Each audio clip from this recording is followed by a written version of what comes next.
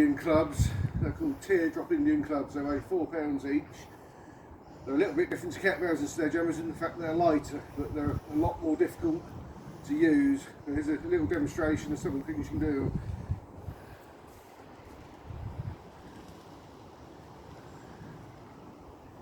I've had to learn these just by watching videos on the internet. But when you've done a lot of heavy work, this is a really nice way to loosen up all your shoulders. If you do 200 reps of these, you know you've done it. It's a different way from going heavy.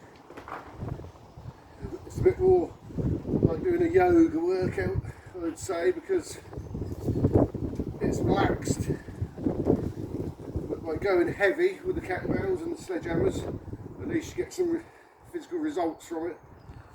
Whereas this keeps you nice and loose, and you're supposed to do one arm and the other, which I haven't really got the hang of. And that's it.